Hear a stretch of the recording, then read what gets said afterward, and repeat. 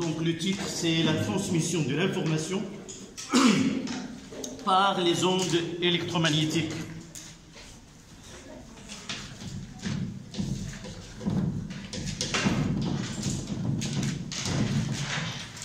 Transmission de l'information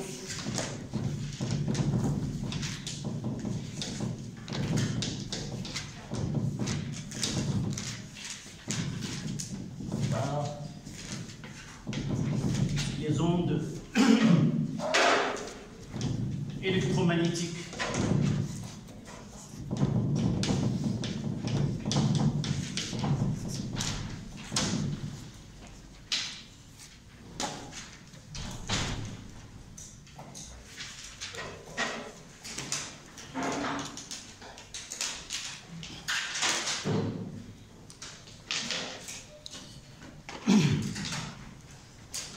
En chiffre romain, les ondes, support de l'information.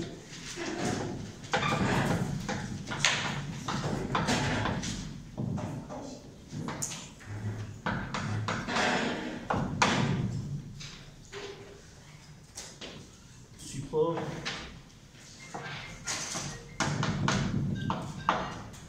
de l'information.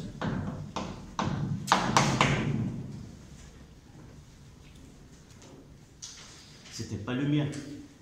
Non.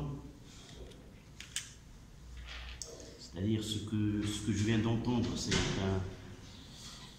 un téléphone. Oui. Ben, tu réponds. C'est urgent, tu peux répondre, sinon.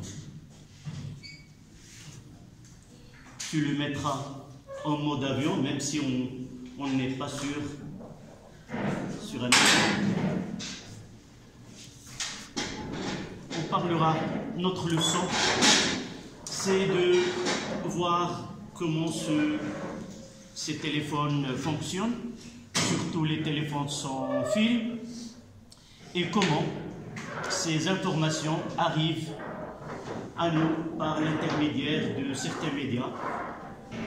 C'est ça la leçon de cette matinée, qui est le 31 mars. C'est le 31/03/2021.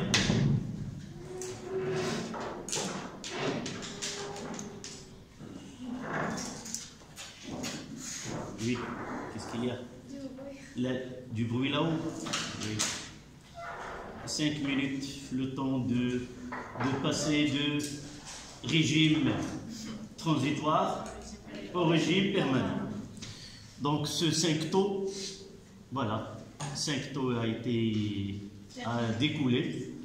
On est en régime permanent maintenant.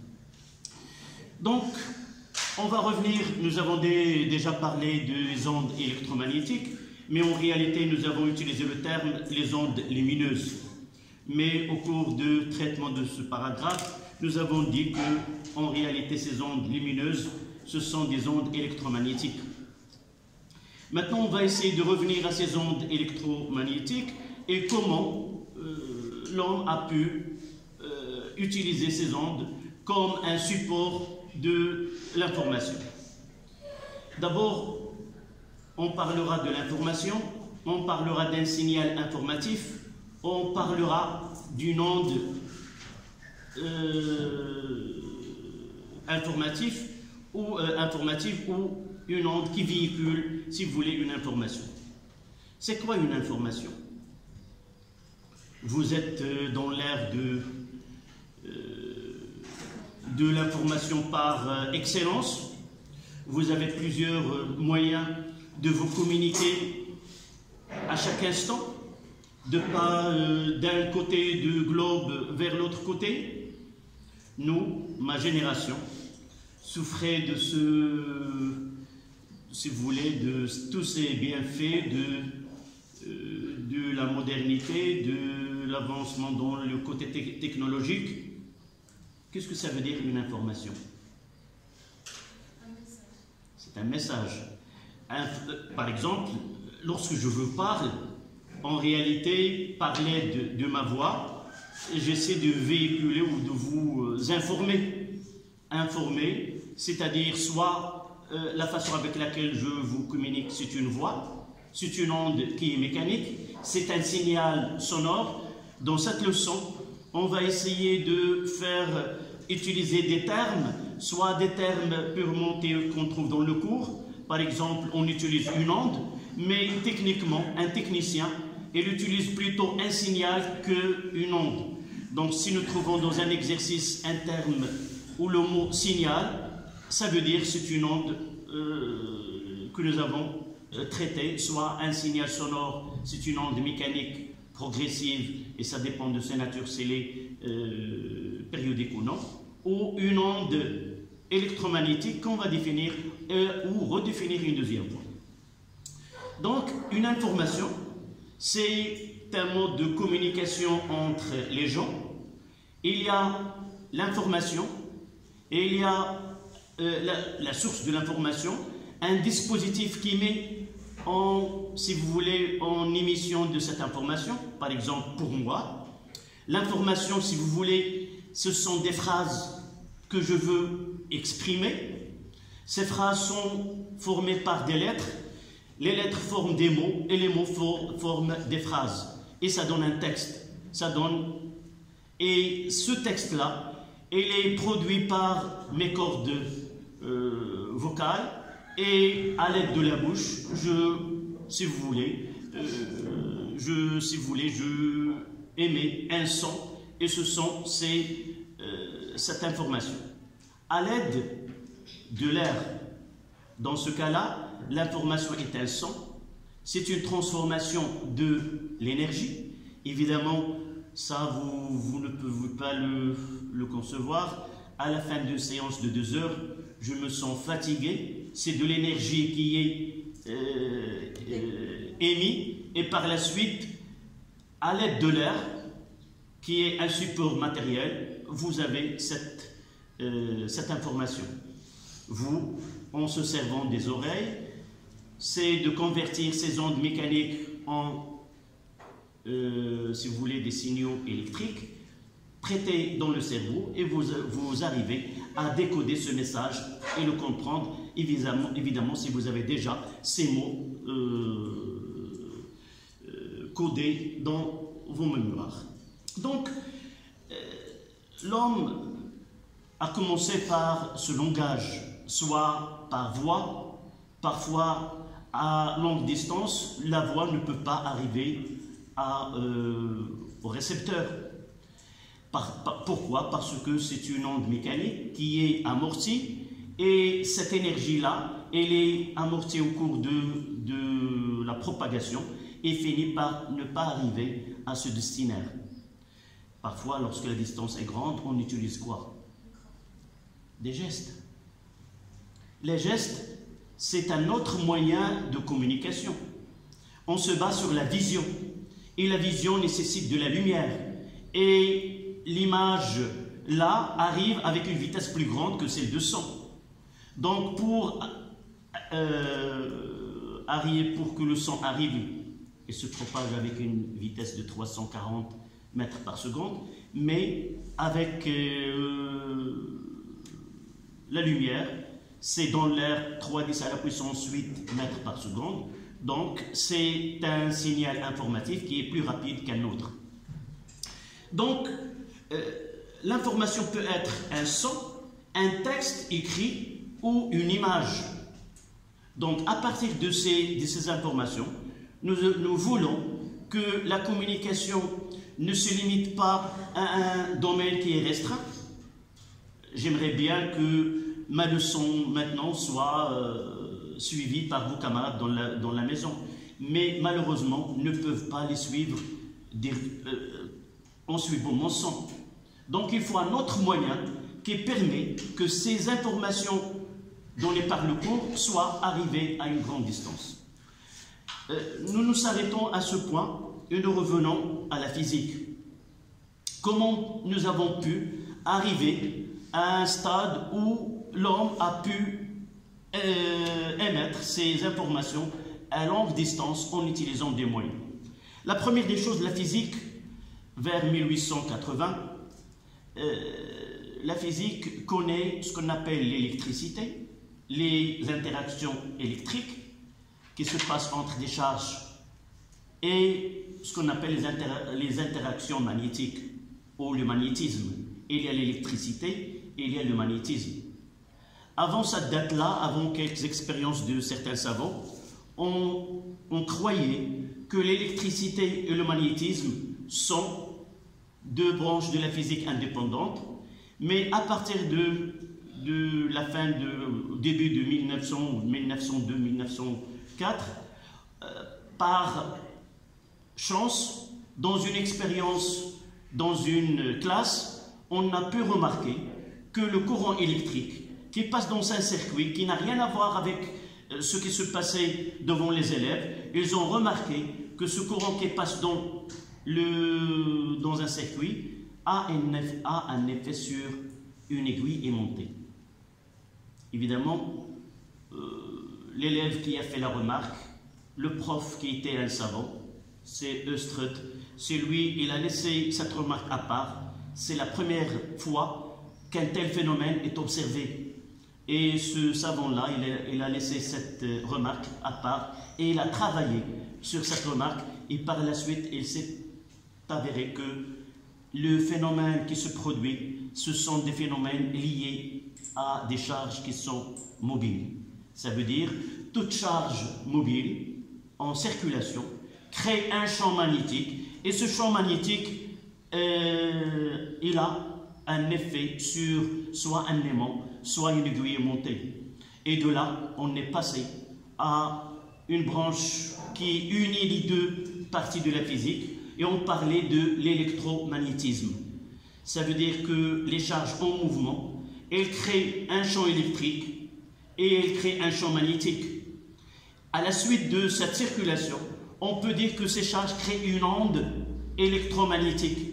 C'est une onde qui est caractérisée par une amplitude, une fréquence, et à partir de là, nous avons mis le pas sur une grande porte qui est utiliser ces ondes comme moyen de communication.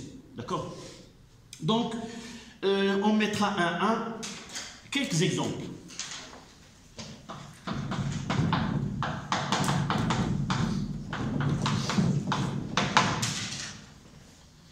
Exemple de la mise en évidence de l'information qui est supportée, si vous voulez, ou véhiculée par une onde. Donc à la ligne, premier tiré, lorsqu'on parle directement à une personne,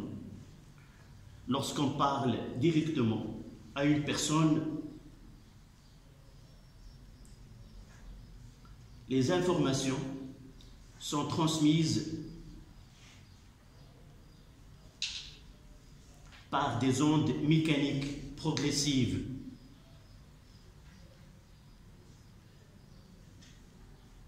qui nécessitent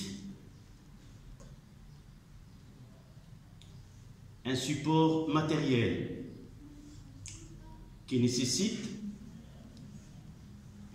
par des ondes mécaniques progressives qui nécessitent un support matériel pour se propager. Lorsqu'on parle directement à une personne, les informations sont transmises par des ondes mécaniques progressives qui nécessitent un support matériel pour se propager. C'est l'air.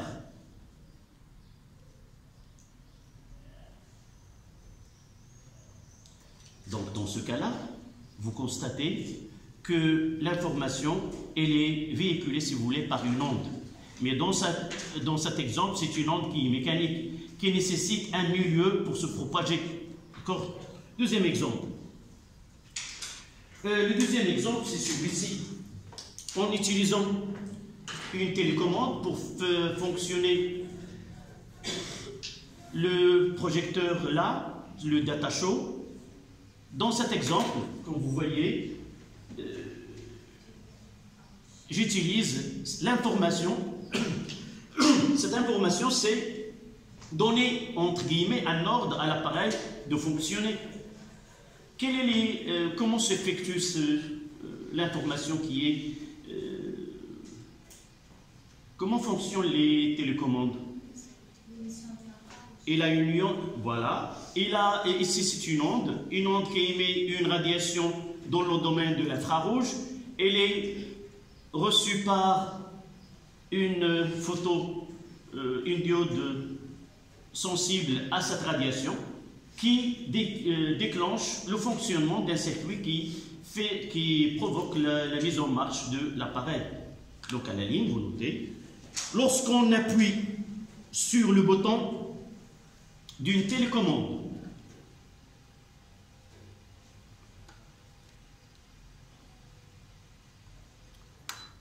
lorsque j'appuie sur le bouton d'une télécommande, une information est envoyée. Une information est envoyée à l'appareil associé, soit le data charge, soit pour un téléviseur, c'est la même chose, ou autre appareil. L'information est envoyée à l'appareil associé. Dans ce cas-là, on utilise des ondes infrarouges. Dans ce cas-là, on utilise les ondes infrarouges comme support.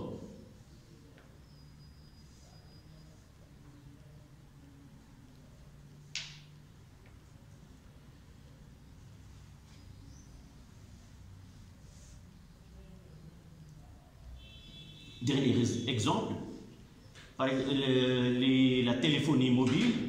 Les téléphones mobiles sont des appareils qui permettent de transmettre des informations, soit un texte, soit une voix, soit des images. Donc là, cet appareil-là, il est capable de envoyer, entre guillemets si vous voulez, de l'information à grande distance. Et dans ce cas-là, on utilise des ondes. On parlera que ce sont des ondes électromagnétiques, mais des ondes, ce qu'on appelle des ondes de radiocommunication. Donc, dernier tiré, la téléphonie mobile, virgule, la radio, l'Internet sont des exemples d'appareils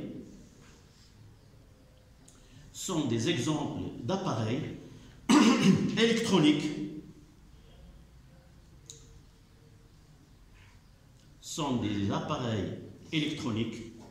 qui permettent de transmettre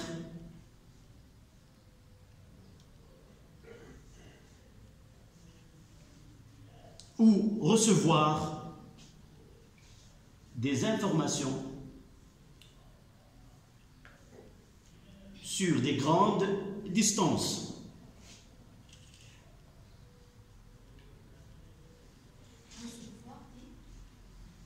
Qui permet de transmettre ou recevoir des informations sur des grandes distances. 1, 2, conclusion.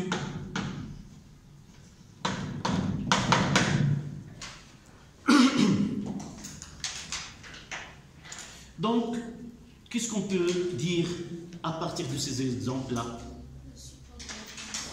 Que les ondes, d'une façon générale, sont capables d'être un support pour de l'information. Évidemment, on a parlé des ondes mécaniques, et ces ondes mécaniques, on va les laisser à part, parce que communiquer d'une façon directe, à notre époque, actuellement, ce n'est pas quelque chose qui est primordial. Évidemment, l'intérêt, c'est de communiquer avec des gens qui sont très loin, et faire échanger le son et l'image avec eux. J'ai donné un exemple à vos camarades de l'autre classe. À votre âge, nous n'avons que des lettres. Nous devons les écrire et passer le temps, prendre la première, non, là, il ne sait pas, on refait cette lettre, on la met dans une enveloppe, on cherche un timbre et on essaie de chercher une boîte où on mettra cette lettre et attendre presque une semaine pour qu'il arrive au destinataire.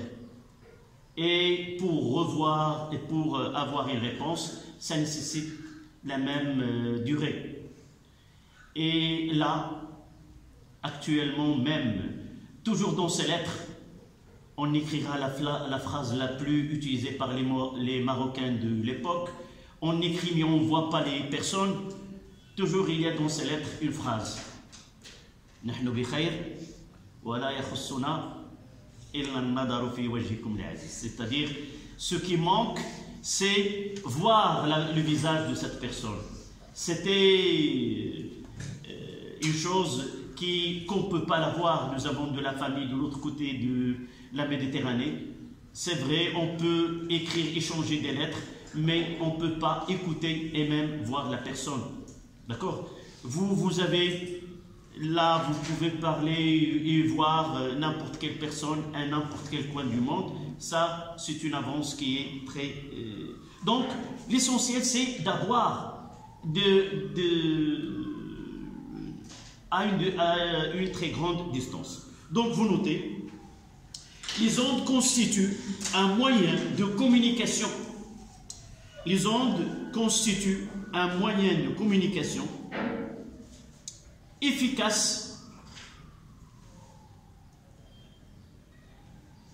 sans transport de la matière,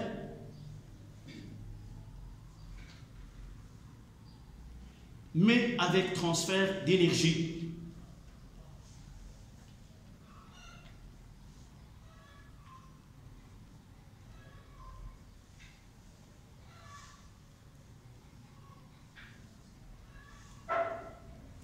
Seules les ondes qui se propagent dans l'air, le vide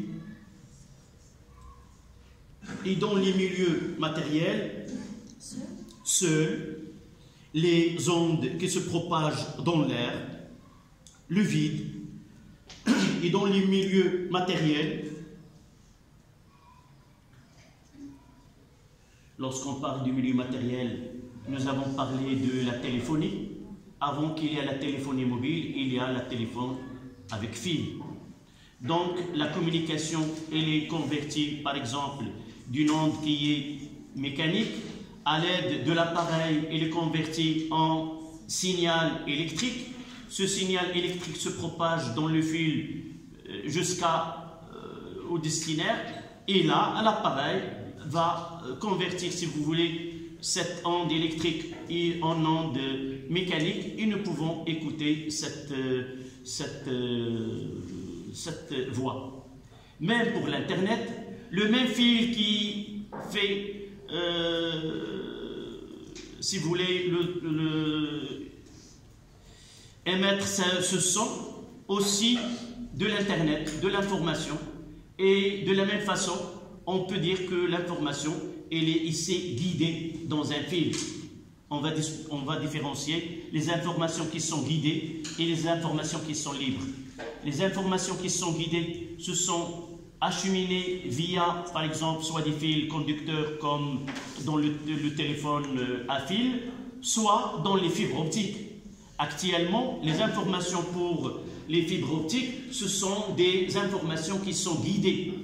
Mais lorsque j'utilise la téléphonie mobile, là, ces informations sont libres et peuvent être captées par n'importe quelle antenne le plus proche de la source. Donc, il y a ceux qui sont guidés et ceux qui sont libres. On parlera par la suite de ce côté-là. Donc, vous ouvrez la parenthèse. Comme les fibres optiques et les câbles électriques.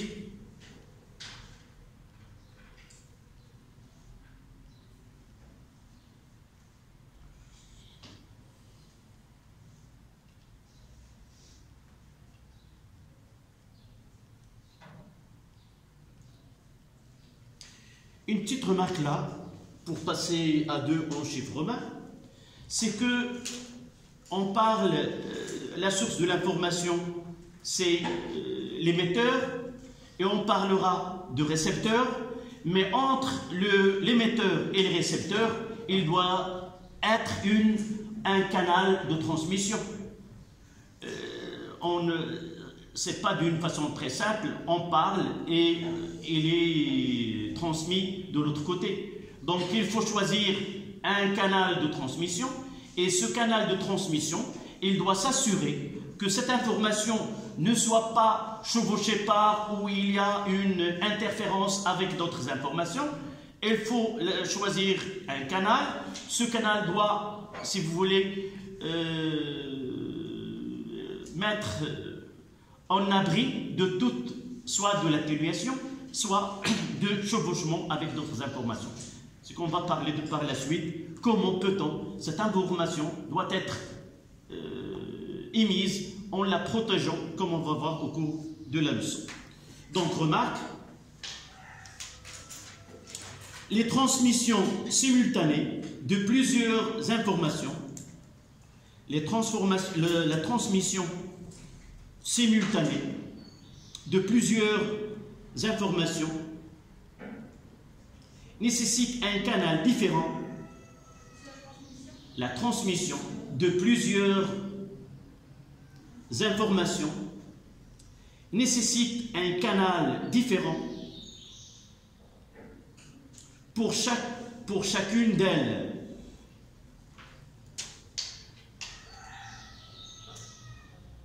Pour chacune d'elles, virgule, pour pouvoir transmettre. Pour pouvoir transmettre différentes informations.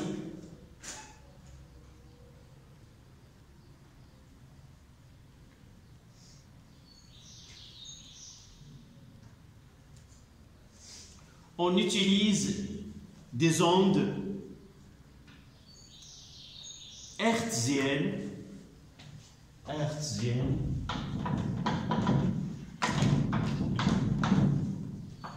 c'est le nom d'un savant qui a travaillé dans le domaine, en évitant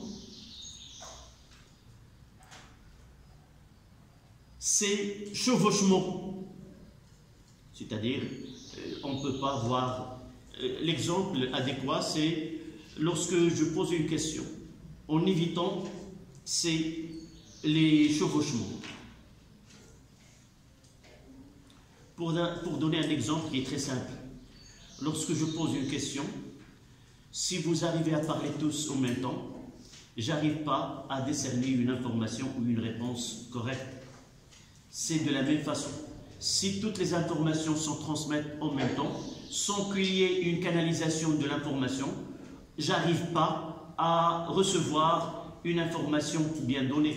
C'est par la suite, on parlera d'un circuit de sélection. Je peux sélectionner l'information que je veux. Et une fois sélectionné, je peux suivre qu'une seule information, c'est-à-dire une station radio. Lorsque je tourne le bouton et je l'adapte sur une valeur bien précise, j'écoute cette information. Si je veux une autre, je n'ai qu'à changer de canal, c'est-à-dire le canal de transmission, et écouter une autre. On parlera par la suite. Donc, en chiffres romains, les ondes électromagnétiques.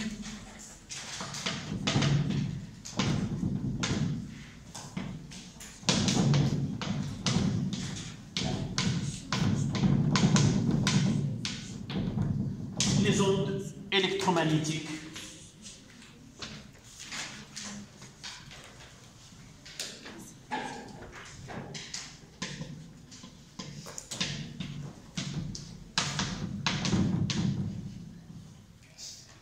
On mettra ondes électromagnétiques pour simplifier l'écriture.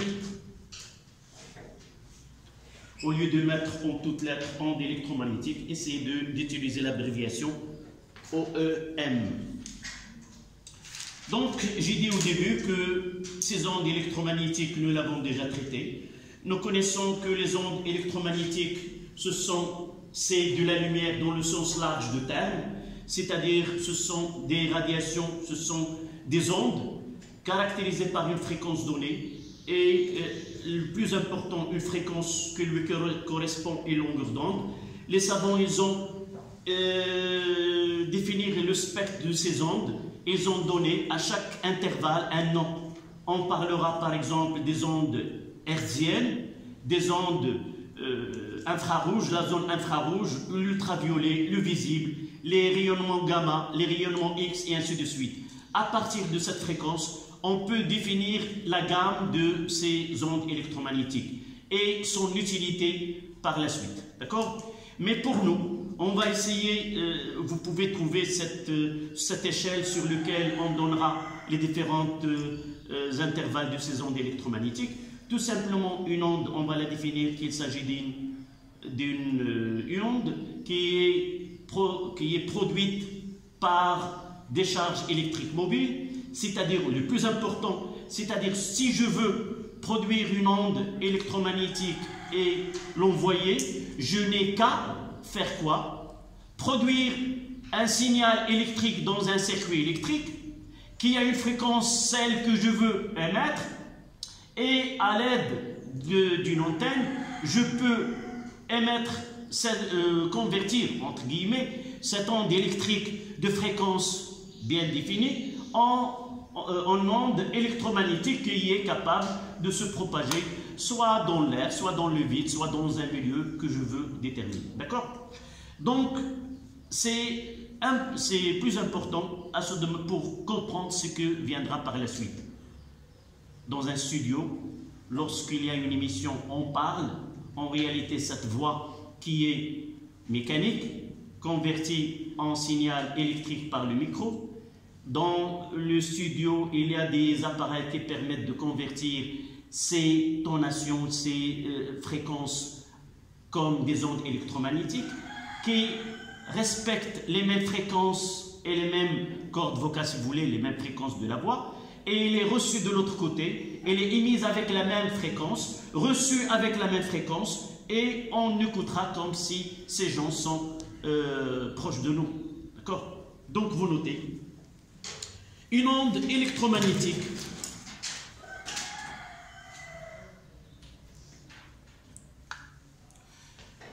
est une onde créée par des charges électriques mobiles, qui est la combinaison créée par des charges électriques mobiles, qui est la combinaison d'un champ électrique E et d'un champ magnétique B.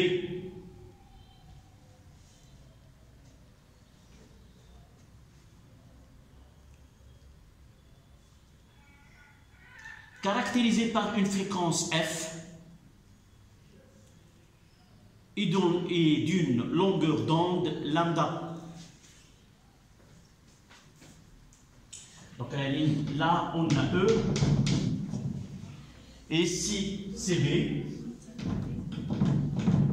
il y a un angle droit entre les deux, caractérisé par une fréquence F.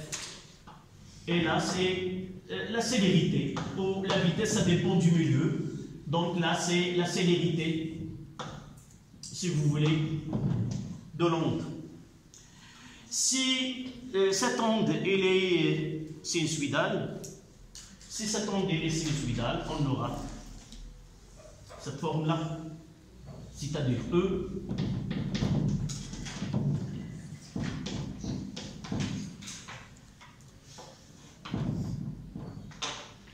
le vecteur champ, c'est E. Et là, dans un plan perpendiculaire,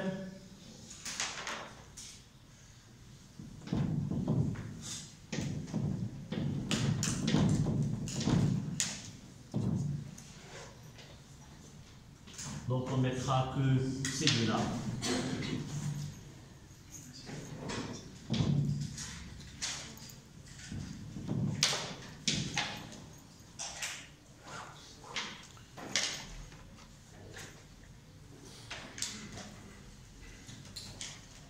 Sans oublier que lambda est égal à C fois T, qui est égal à C sur F. Dans le vide, ce C est égal à 3 10 à la puissance 8 mètres seconde moins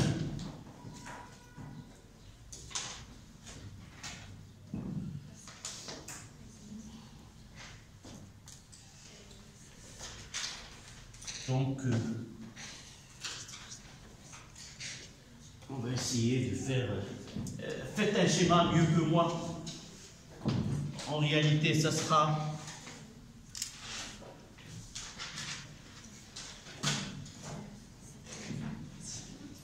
Dans le plan de tableau, on mettra E.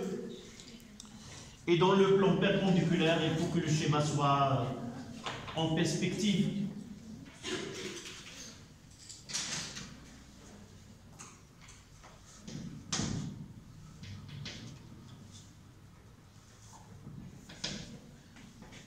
Donc là c'est B, là c'est E.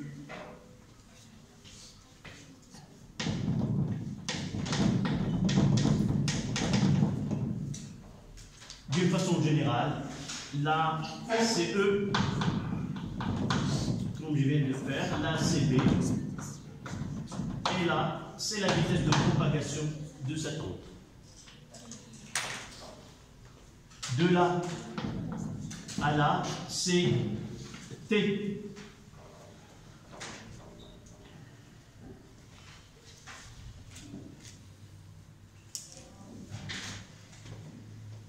La propagation de ces ondes électromagnétiques se fait, c'est une propagation rectiligne.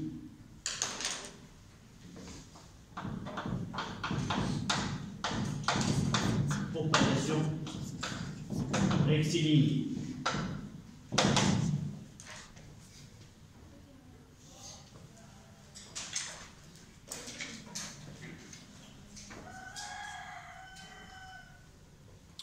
On va s'intéresser à un intervalle donné de ces ondes électromagnétiques qu'on appelle les ondes radio. Ce sont les ondes qui ont été utilisées pour transmettre de l'information, ou ce qu'on appelle les ondes hertziennes. D'accord ?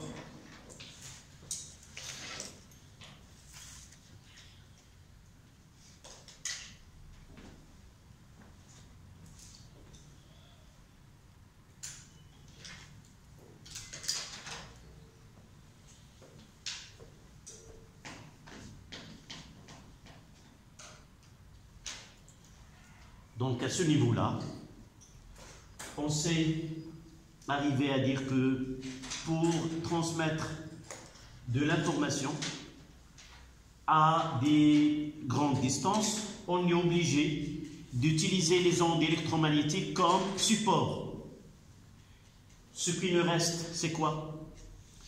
Comment produire une information et les faire transmettre par une onde électromagnétique. D'accord?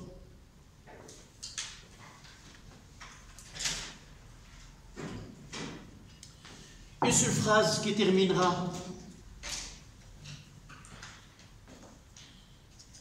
Cette phrase-là, c'était, en réalité, c'était les ondes électromagnétiques. Là, nous avons une définition.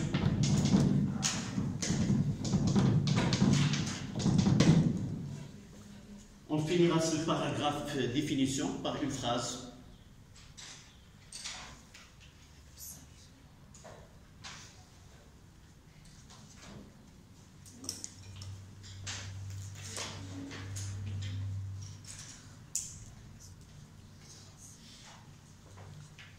Les ondes radio,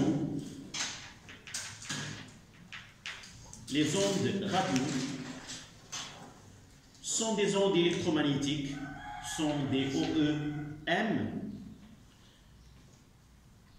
Les ondes radio sont des ondes électromagnétiques du domaine ondes hertziennes. Ce sont des ondes hertziennes, de Hertz. Hertziennes.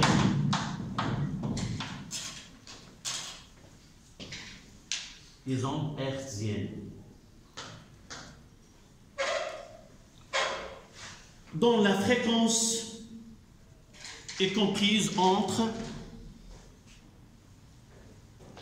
F. Évidemment, vous pouvez trouver un intervalle qui est différent de là. C'est difficile de définir avec exactitude les intervalles. Vous pouvez trouver des valeurs autres que celles que je vais écrire, mais d'une façon générale, la partie, ces fréquences-là, elles entrent dans le domaine. Parfois, une petite remarque, parfois on donne des domaines des fréquences de communication, de radio, on parle des fréquences qui sont permises. Ici au Maroc, par exemple, ces fréquences de communication c'est l'État qui définit lesquelles on doit utiliser par le public, lesquelles doivent être uniquement par l'État. En ce domaine-là, on peut garder une partie qui sert pour, par exemple, la police. Ils ont des fréquences propres à eux. On ne peut pas entrer dans ce domaine-là. Le ministère de la Défense d'un tel pays aussi, il a un intervalle de fréquence réservé au ministère de Défense.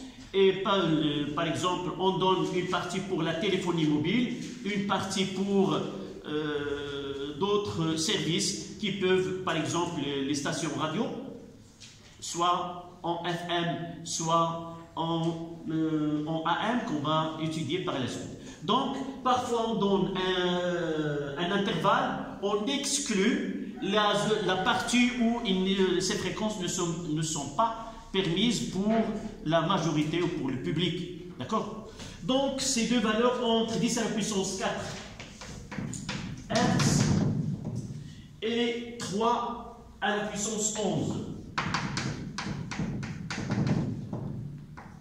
C'est pas la peine de les apprendre, uniquement à titre indicatif, tout simplement. Donc, de 2, antenne. On parlera de l'antenne. Une antenne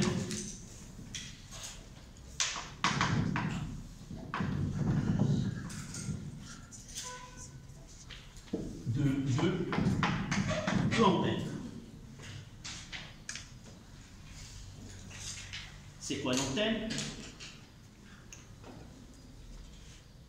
Vous pouvez écouter de la musique ou des stations radio sur votre téléphone mobile. Oui. Mais par capter une antenne. Oui, mais une condition qui est écrite sur l'écran de smartphone, c'est quoi? Le volume. Non. Avant, vous devez utiliser les écouteurs. Oui. Ces écouteurs, ils évacuent le son et servent comme antenne. Sans utiliser les écouteurs, vous ne pouvez pas entendre. Donc, toujours une antenne. Nous avons parlé d'une onde, une information qu'on doit émettre, elle doit être reçue. Donc, par exemple, lorsque je parle de son, nous avons une onde qui est mécanique, un son. La première des choses, c'est de le convertir à l'aide d'un micro, comme j'ai dit tout à l'heure, pour créer une onde ou un signal électrique. Et ce signal électrique, il est caractérisé par une fréquence donnée. Nous devons convertir ce signal électrique en onde électromagnétique. Le moyen de passage d'un fil à une onde électromagnétique qui peut se propager dans l'air ou d'un autre moyen, c'est l'antenne. L'antenne, elle est capable suite à un courant électrique variable ou une tension électrique appliquée entre ces bornes, elle est capable de générer une onde électromagnétique capable d'être émise à partir de cette antenne. Il suffit d'avoir un fil conducteur vertical et on parlera par la suite que la longueur de ce fil qui sert comme antenne, c'est lui qui est capable de passer d'un signal électrique à une onde électromagnétique. De l'autre côté, le récepteur avec une antenne réceptrice, elle reçoit cette onde électromagnétique. Là, si vous voulez, cette antenne-là capte cette onde et convertit l'onde électromagnétique en signal électrique de même fréquence. Donc, l'antenne, d'une façon générale, elle est capable de faire émettre un signal d'une fréquence donnée, un signal électrique d'une fréquence donnée, à une onde électromagnétique de la même fréquence. Elle peut recevoir une onde électromagnétique d'une fréquence donnée et la convertir dans un circuit comme signal électrique de la même fréquence. On va voir par la suite qu'une antenne, elle n'est pas spécifique pour une fréquence donnée. Donc une antenne, elle est capable, c'est ça l'inconvénient de l'antenne, on parlera par la suite. Une antenne, elle peut recevoir des fréquences voisines entre elles. Il ne peut pas différencier une onde électromagnétique d'une autre. Tant que sa longueur permette de recevoir une gamme de fréquences, elles les recevront tous en même temps sans qu'il y a sans qu'il peut se différencier une de l'autre. Et là, ça sera un problème qu'on doit le résoudre par la suite. D'accord? Donc, vous mettez une antenne est capable d'émettre ou de recevoir. Une antenne est capable d'émettre et de recevoir des ondes électromagnétiques.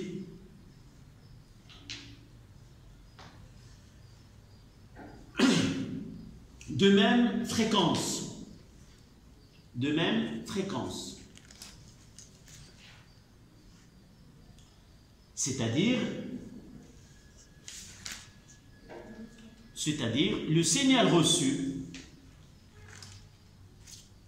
par l'antenne réceptrice aura la même fréquence F, le signal reçu par l'antenne réceptrice aura la même fréquence F que celle de l'onde électromagnétique émise. F de l'onde électromagnétique émise. Voilà, on s'arrêtera 5 minutes et on continue après la récréation.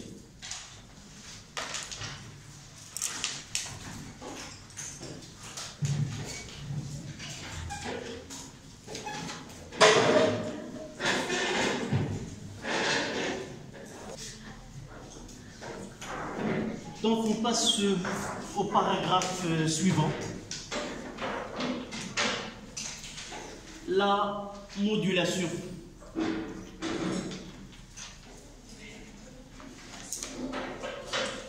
En arabe, tadmin, et parfois on utilise le mot tshkil. Le sens le plus autre que scientifique, نستخدم في الإذاعات بالتشكيل التذبذبي أو التشكيل بالوسع أو غير ذلك. فلو terme scientifique en arabe c'est التضمين. نضمن ونضع ندخل شيء في شيء آخر ونسميه بالتضمين. البريد المضمون مثلا. Donc on est arrêté au stade que pour que les informations sont des ondes, qu'on peut les convertir en ondes électromagnétiques. Et ces ondes électromagnétiques, ils ont des fréquences égales à la fréquence de l'information. Et nous devons utiliser une antenne. Donc en réalité, de cette façon la plus simple, il n'y a pas de problème. Je veux utiliser ma voix. J'utilise un micro, Ce micro convertit ma voix en signal électrique.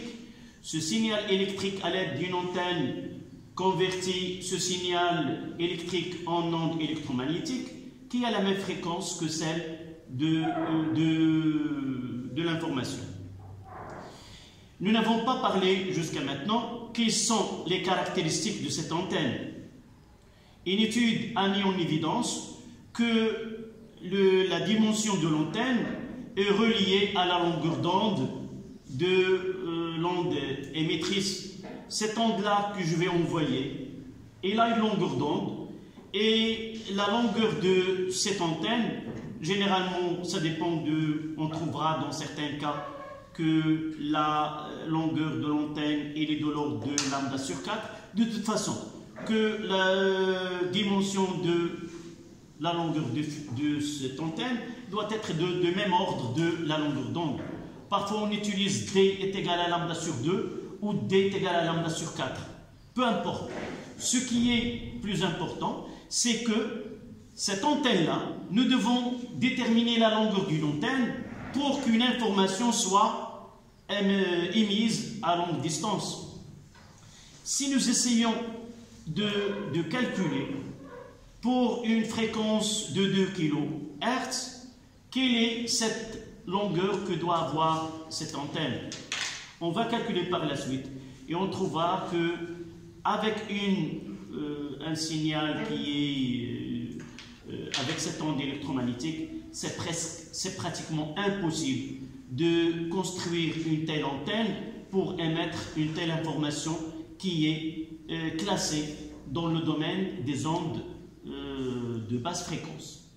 Si nous revenons à ces ondes électromagnétiques, nous constatons par comparaison de fréquences que la plupart, et même tous les signaux informatifs, sont classés dans un domaine de fréquence qu'on la nomme basse fréquence. Et lorsque nous essayons d'émettre ces fréquences-là, nous constatons que d'abord, ces ondes ne peuvent pas se propager à longue distance. Il y a atténuation de l'onde et, si vous voulez, dissipation de cette énergie. En revanche, nous avons constaté pour des ondes qu'on qualifie des ondes à haute fréquence, si nous essayons d'émettre ces ondes électromagnétiques de haute fréquence, nous constatons que ces ondes-là, ce qu'on appelle les grandes ondes, elles sont capables d'être émises à des grandes distances. Donc, on est devant le signal informatif qui est de basse fréquence ne peut pas être émis seul à grande distance. Et nous avons de l'autre côté des ondes électromagnétiques de haute fréquence qui ne sont pas dans le domaine de communication. Comment peut-on arriver à utiliser ces ondes électromagnétiques de haute fréquence afin de transmettre ces ondes électromagnétiques de basse fréquence? C'est ce qu'on appelle la modulation. Donc on va essayer d'utiliser ces ondes électromagnétiques de haute fréquence comme un support des ondes électromagnétiques de basse fréquence qui constituent l'information.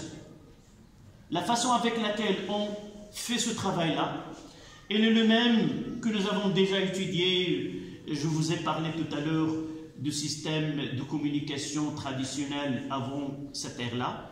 Nous utilisons quoi? Nous utilisons des lettres en papier et une enveloppe et on envoie ceci. Ça, c'est une transmission qui est matérielle, une lettre en papier, et ça demande beaucoup de temps. Le même procédé, on va l'utiliser, mais un transfert qui n'est pas matériel et qui est presque instantané, avec un petit décalage qu'on n'arrive pas à constater qu'il y a un décalage. On parle, mais on reçoit la réponse juste à la fin de cette discussion. Donc la modulation, c'est un procédé qui nous permet mettre cette information dans une onde électromagnétique capable de passer à grande distance. Donc, on parlera 3.1, le principe de la modulation.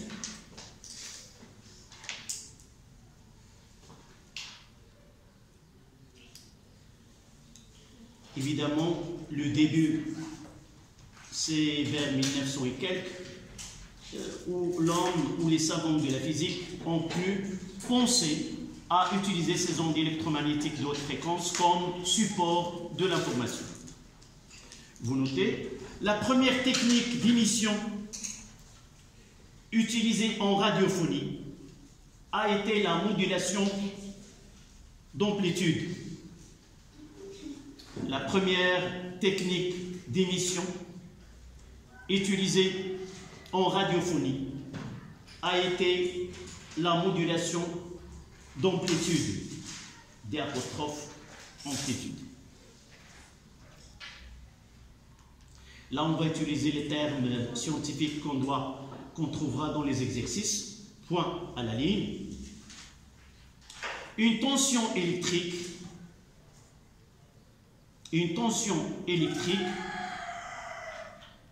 appelée, vous changez de couleur si, appelée tension modulante,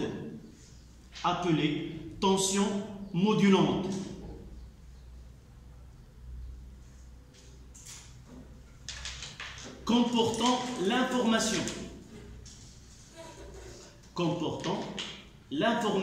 à diffuser.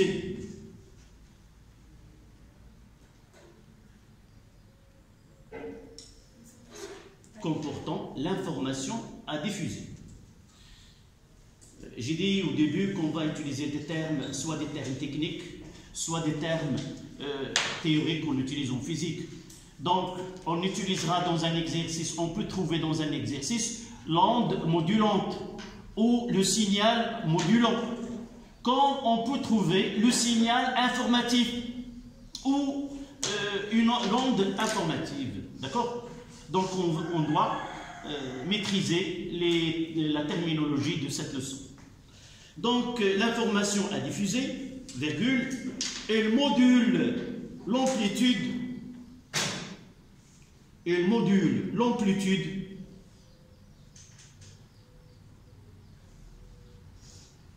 d'une onde porteuse.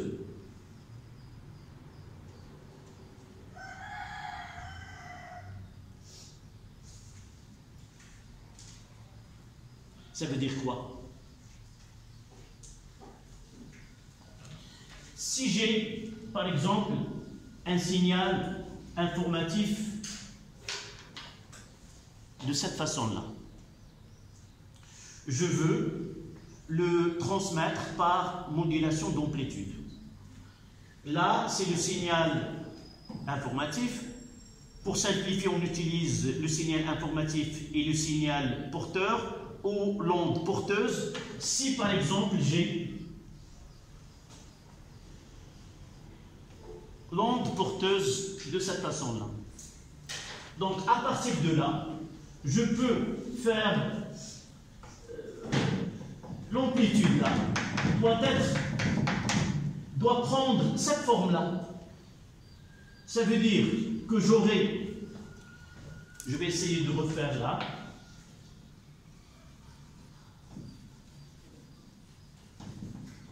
là c'est l'onde modulée.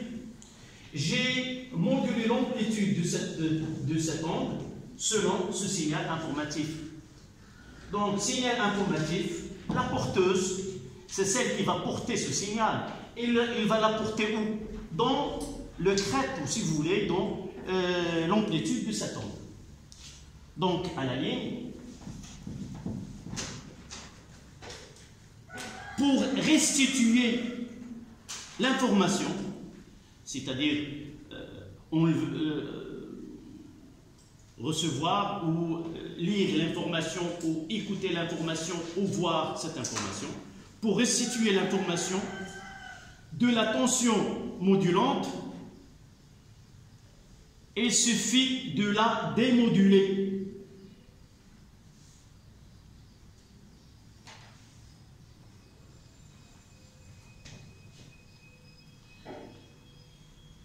Donc, il suffit de la démoduler.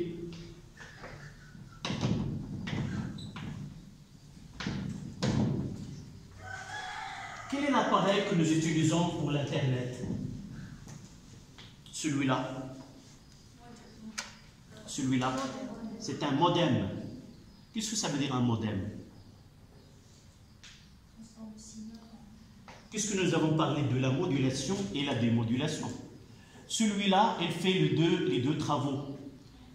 Lorsque je vais envoyer un signal à partir de mon ordinateur, elle va faire quoi? La modulation. Lorsque je reçois une information via mon PC, elle va faire la démodulation. Donc en réalité, c'est modulation et démodulation. Un modem. Modulation et démodulation. Donc, c'est le principe de fonctionnement de cet appareil-là. C'est moduler et démoduler. Ça dépend si j'envoie de l'information ou si je reçois de l'information. Donc, on passe à 1, 2, transmettre une information. 3, 2. 3, 2. Transmettre de l'information.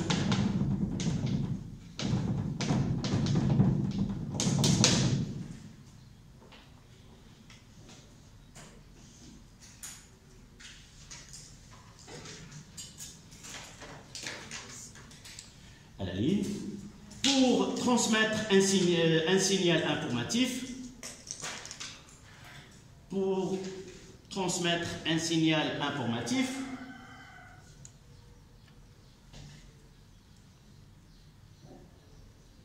on doit le convertir en signal électrique.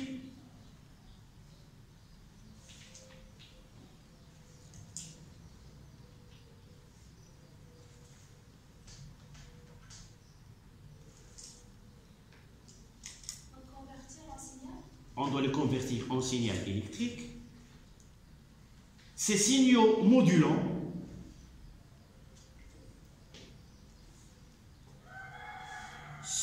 ces signaux modulants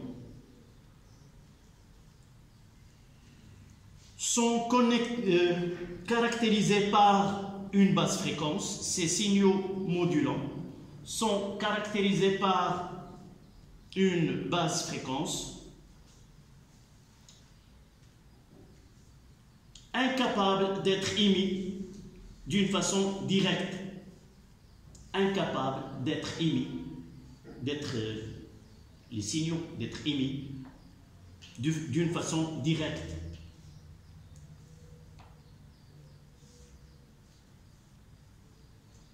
Car, 2 points à la ligne, premier tiré, ça on trouve, cette partie-là on trouve dans un exercice. Quelle est l'utilité de la modulation? Pourquoi nous sommes obligés de réaliser la modulation? Pour répondre à cette question, nous devons citer ces cas-là. Donc, à la ligne premier tiré, une antenne réceptrice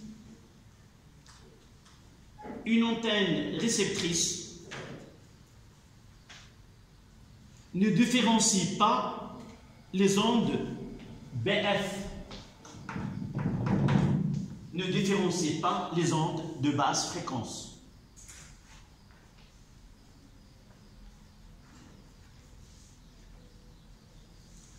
Quel est cet inconvénient? Nous l'avons déjà dit. Le chevauchement des ondes. Je ne peux pas. C'est le cas le plus constaté ici à Tanger. C'est qu'on est une ville qui est près, lorsqu'on est vers Armilat ou Ashqar, on peut recevoir 2 ondes sur la même fréquence. Parce qu'ici au Maroc, on donne une fréquence, par exemple 100 à une station marocaine, et de l'autre côté, on est très proche, la même fréquence est donnée à une station radio qui est espagnole.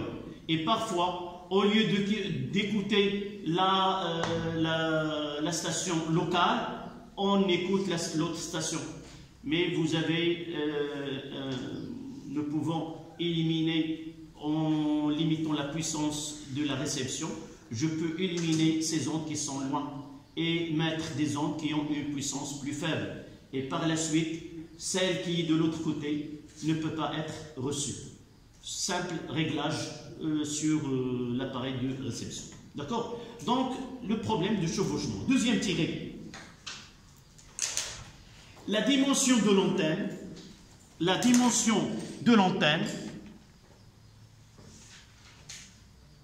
ne permet pas,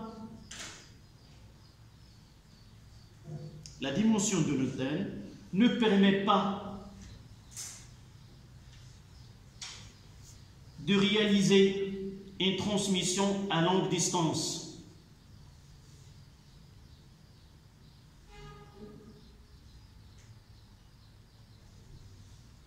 On montre que la longueur L de l'antenne est de l'ordre de L sur 2. Vous pouvez trouver L sur 4, peu importe. L'essentiel, c'est qu'on peut calculer, on prendra par exemple une fréquence de 1 kHz. F est égal à 1 kHz, qui est l'antenne qui lui correspond. Donc nous avons la fréquence d'une onde d'un signal informatif, 1 kHz, 10 à la puissance 3 Hz, et nous voulons calculer si je veux utiliser une antenne pour cette onde, quelle est la dimension de cette antenne. Donc, la première des choses, lambda est égale à 7 sur F, qui est égal à 3 fois 10 à la puissance 8, divisé par 10 à la puissance 3, 1 kg. Ça donne 3 fois 10 à la puissance 5 mètres, c'est-à-dire 300 km. C'est 300 km.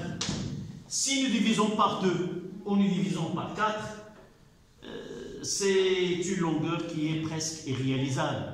On peut pas, si on utilise L dans ce cas-là, ça sera 300 sur 150 km.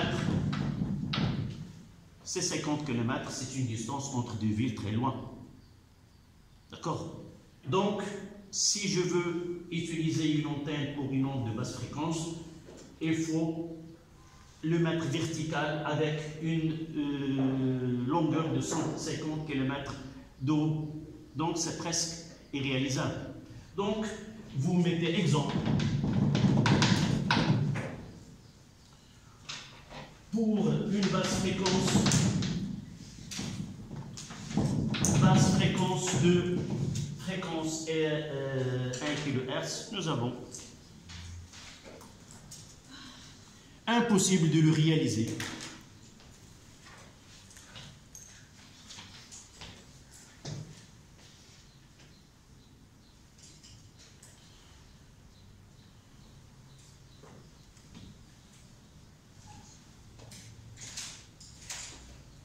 Donc, on passe à 3.3. La modulation.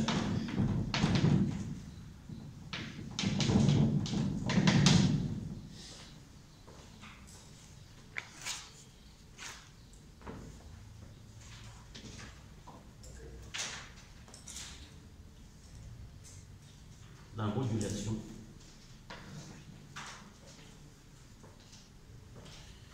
Donc, la solution, c'est quoi?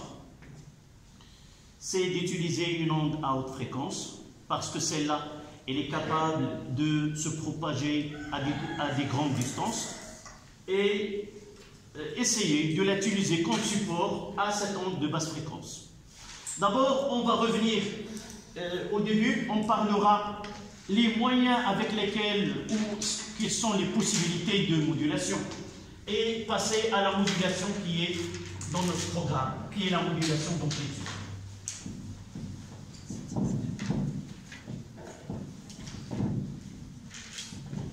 Donc, c'est quoi une onde électromagnétique? Donc, une onde électromagnétique, j'ai parlé tout à l'heure que l'information, il est complexe. Je vais vous donner un exemple qui est très simple. C'est que ma voix, elle est formée par des phrases par des mots, et les mots à partir des lettres.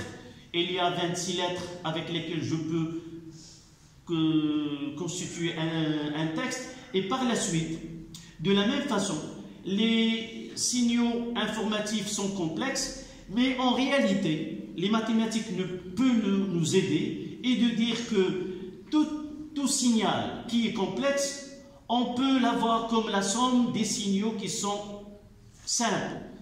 Et en mathématiques, on parle de série de Fourier. C'est-à-dire, n'importe quel signal, on peut l'avoir comme la somme de plusieurs fonctions sinusoïdales. Et par la suite, pour étudier le cas qui est un peu complexe, nous utilisons une façon plus simple et dire que ces signaux qui sont en réalité complexes sont la somme des signaux qui sont simples. Et par la suite, nous disons qu'une onde électromagnétique, et nous la prenons de son aspect simple, et nous disons que U de T, c'est UM cosinus de 2pi F T plus phi. C'est une onde électromagnétique sinusoïdale. Nous pouvons l'écrire en sinus comme nous pouvons l'écrire en cosinus. Nous avons pris le choix de l'écrire en cosinus. D'accord? Soit en électricité, soit ici. Mais il n'y a pas de différence dans le choix. Donc nous voyons que cette onde électromagnétique, je vais la nommer comme onde porteuse et je vais mettre la P. Et ça, c'est UP et la fréquence P et la phase pour cette onde qui est porteuse. Donc P, ça veut dire porteuse. Mais dans un exercice, on ne va pas trouver cette notation-là. Nous allons voir comment différencier l'onde porteuse de l'onde informative à partir de quoi? Nous avons déjà dit la différence entre le BF et le HF, c'est quoi? C'est la fréquence, basse fréquence plus petite, haute fréquence c'est la plus grande. Donc si on vous donne deux fonctions et on vous demande de connaître laquelle est le signal informatif et laquelle est le signal porteur, il suffit de comparer les deux fréquences. D'accord? Nous voyons là que cette onde électromagnétique, il a une amplitude UPM, il a une fréquence FP et il a une phase phi. Donc, les possibilités que nous donne cette onde électromagnétique, c'est qu'on peut mettre l'information, c'est évidemment comme je peux, l'exemple que nous avons fait avec, c'est comme une enveloppe, c'est le même cas. Voilà. Je vous ai parlé tout à l'heure des lettres que nous avons utilisées. Vous n'avez pas vécu cette époque. Mais l'idée de cette époque-là, c'est celle qu'on utilise. Au lieu d'utiliser, envoyer la lettre avec une enveloppe, c'est le même principe. Là, c'est l'information. Et là, c'est la porteuse. Je ne peux pas envoyer comme ça que tout le monde peut lire ce qui est à l'intérieur.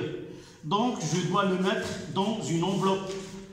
Et là, voici l'information avec la porteuse. Évidemment, il faut qu'il y ait l'information à un dispositif qui permet de mettre cette enveloppe-là, l'envoyer, et de l'autre côté, le destinataire, il va utiliser, par exemple, soit un ciseau et connaître ce qui est à l'intérieur. On parlera dès maintenant que si j'utilise une enveloppe pour cette information, c'est difficile c'est pas acceptable, je dois la mettre dans une, comme ça par exemple, je dois la mettre comme ça, et parfois je peux la mettre de cette façon, Une fois que l'autre côté, là, c'est la modulation, ce que je fais maintenant. La démodulation, c'est arriver. Je vais essayer d'utiliser un ciseau pour l'ouvrir. Et pendant la démodulation, une partie de la lettre va être éliminée. Et par la suite, je n'arrive pas à lire ou connaître la formation.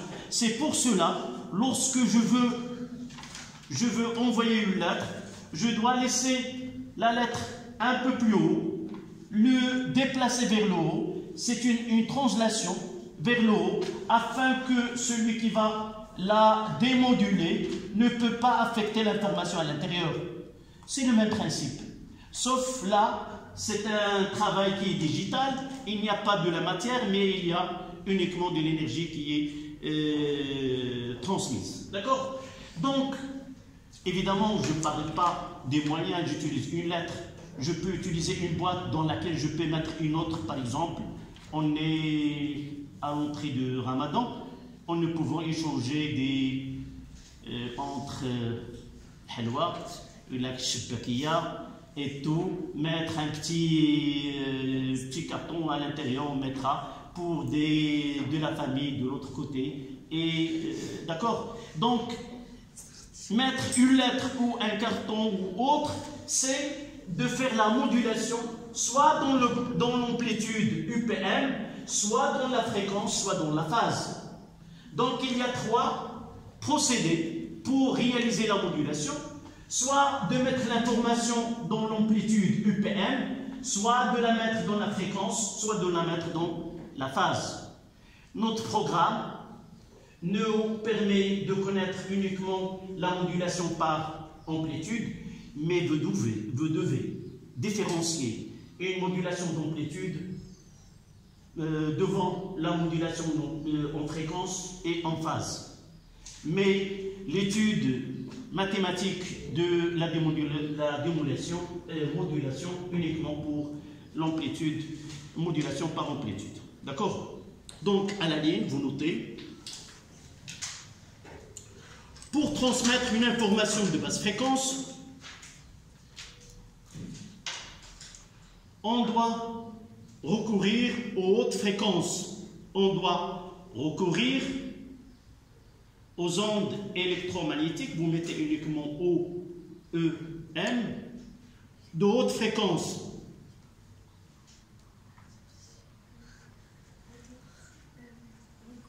On doit recourir aux ondes électromagnétiques de haute fréquence. 2 points à la ligne et vous écrivez celle-là, cette expression. Donc, on mettra, je vais essayer de, on peut moduler dans UPM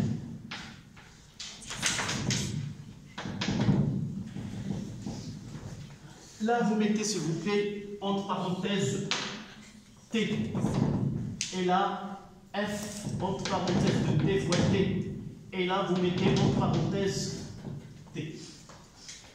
Donc UPM de T c'est modulation d'amplitude.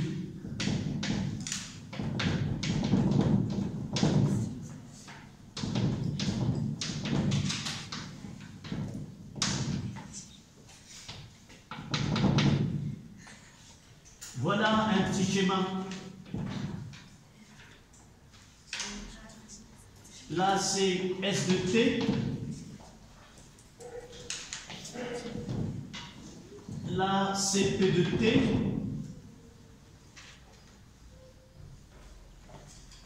Je vais utiliser des couleurs.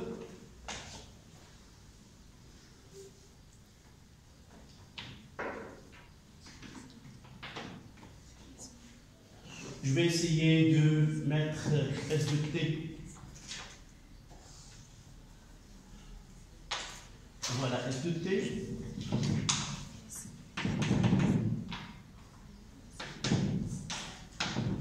Là, P de T.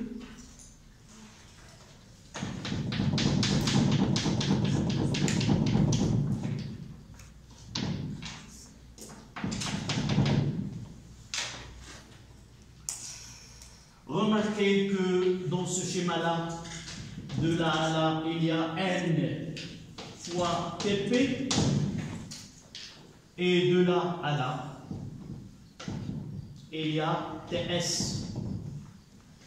C'est la période de signal informatif, et là, du fait que là, la période est très petite, donc là, on aura NF est supérieur, NP est très supérieur devant NS.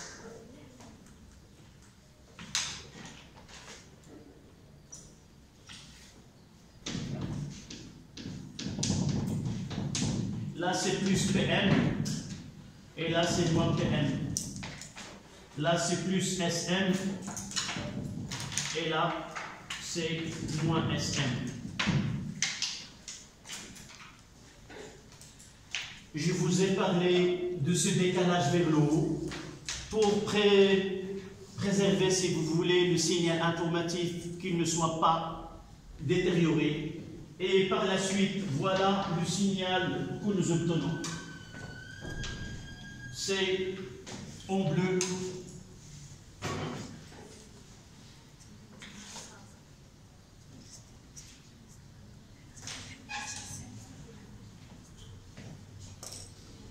Et à l'intérieur, il y a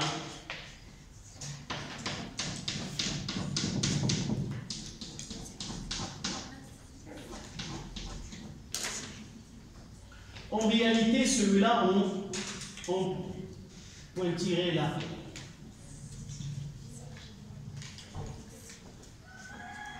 Donc, qu'est-ce que nous constatons?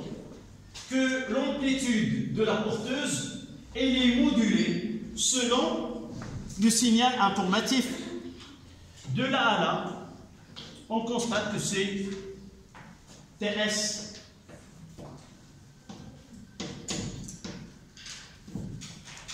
Évidemment, elle peut contenir N fois TP.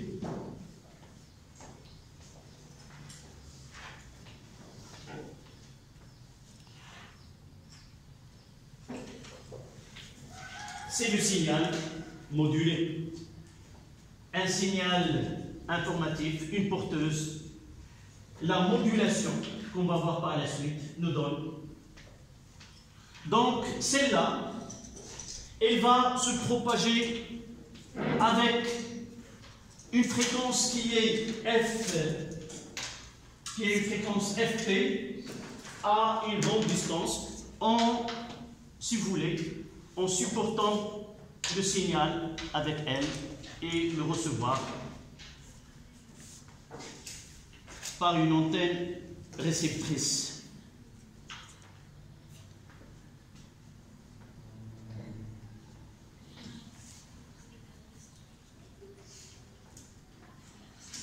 Donc n'oublions pas que FP appartient à la bande HF et FS appartient aux ondes de basse fréquence. Généralement, entre les deux, il y a un coefficient de 2, c'est-à-dire un que si généralement Fs est 1 kHz, l'autre doit être de 10, à peu près 10 fois entre les deux. Et on va voir par la suite la modulation, est-ce qu'elle est bonne ou non, à partir d'une étude qu'on fera par la suite.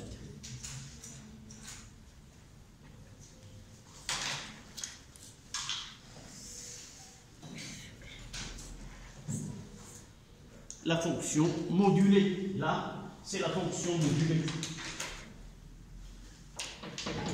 Ou le signal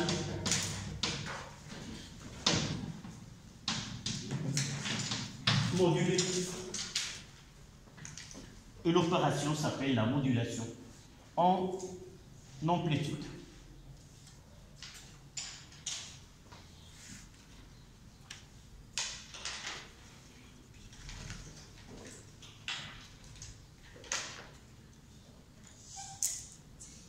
On verra dans un exercice comment peut-on moduler dans la fréquence c'est garder, dans ce cas-là, n'oubliez pas que la fréquence FP doit être constante et la phase doit être constante.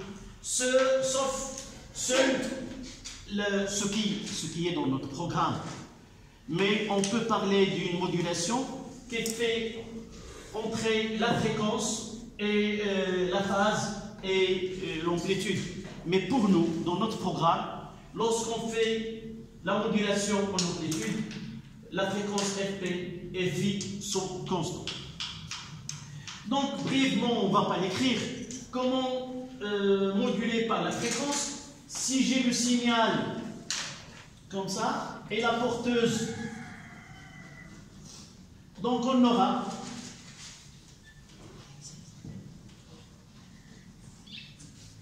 et ainsi de suite. Nous voyons que l'amplitude est constante, mais la fréquence change. Donc pour vous, si on vous donne des schémas et on demande lesquels des trois est la modulation en amplitude, la modulation en fréquence et la modulation en phase, vous serez capable de différencier. Là, un tel schéma, c'est la modulation en amplitude, un tel schéma, c'est la modulation en fréquence, et l'autre, il y a un saut de phase. On va le voir dans un exercice par la suite. D'accord? Donc, voici la modulation en amplitude. On passe au côté pratique. Comment réaliser une telle modulation?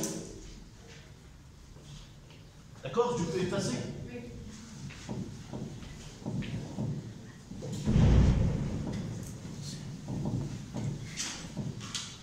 Donc, nous devons avoir un dispositif expérimental qui permet de réaliser cette modulation. On utilise une composante électronique qu'on appelle le multiplicateur.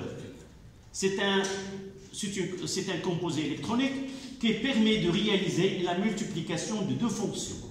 Donc, nous avons ici ce qu'on appelle le multiplicateur. Donc, il y a le signe de la multiplication. Il y a un entrée E1 et un entrée E2. Il y a S. Et nous avons ici la masse. J'ai dit que pour préserver ce signal, nous devons utiliser ce qu'on appelle une tension de décalage ou une composante continue, celle qui va faire là. Donc je dois avoir un signal S de T, ajouter une tension continue, ça donne quoi? Ça donne celle-là. Donc il y a un décalage de U0. On va le faire entrer à E1. Et là, c'est E2. Et là, la tension UP de T, la porteuse, nous l'avons noté UP ou EP? UP. Donc, c'est la porteuse. Et là, c'est la tension de sortie, US.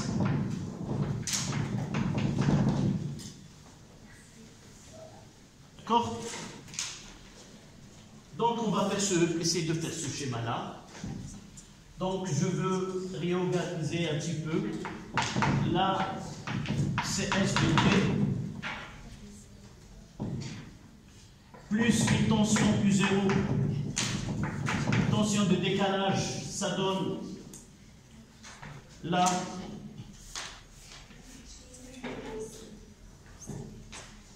et n'oubliez pas de schématiser U0.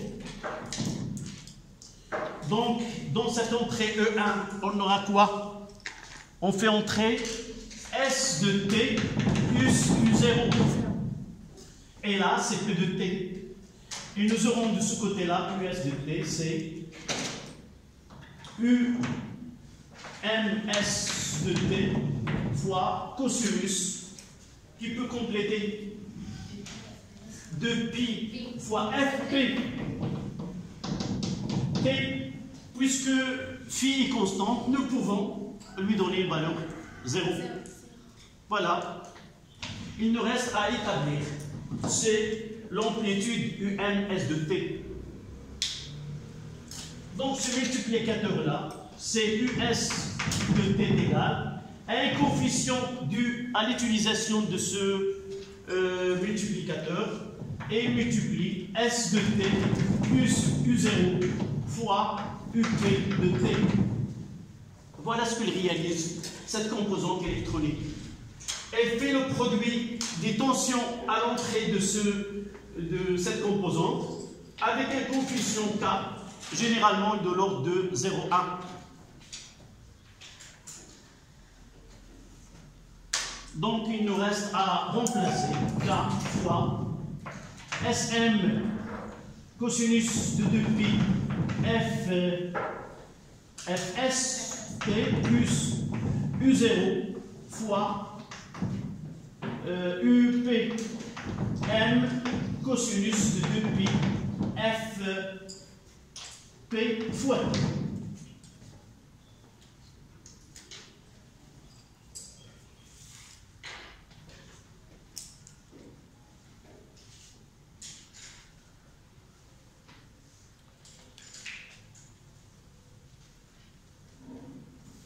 Et vous constatez, à partir de là, que l'amplitude de l'onde modulée est une fonction affine, de signal informatif. Si je fais entrer là, c'est K fois Sm de t plus U0 fois K, c'est-à-dire une constante.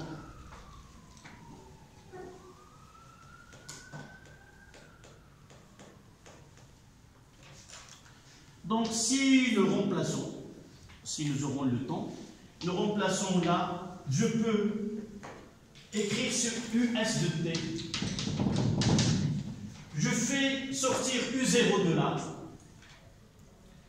Et c'est UPM de ce côté-là. Ça donne K fois U0 fois UPM. Facteur de quoi? D'abord, c'est Sm sur U0. D'accord? Fois cosinus de 2pi Fs fois t plus 1. J'ai fait sortir U0, c'est K, U0. Et là, le PM est le facteur commun pour les deux. Ça donne Sn sur U0. Et on posera ce facteur-là, M est égal à Sm sur U0.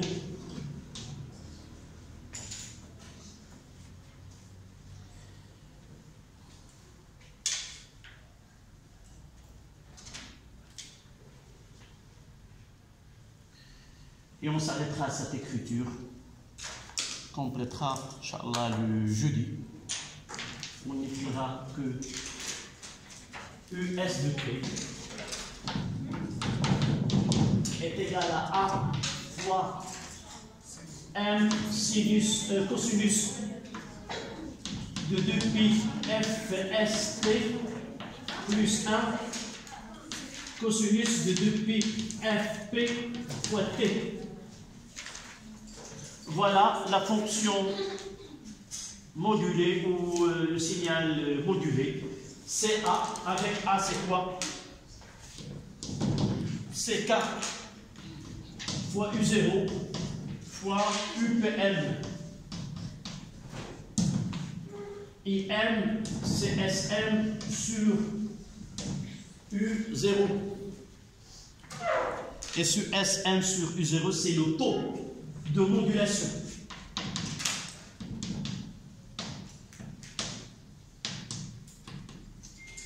Taux de modulation. On s'arrêtera ici. Vous devez être capable de faire ce travail-là. D'accord? On peut trouver une question qui nous demande d'écrire la fonction PS de T sous cette forme.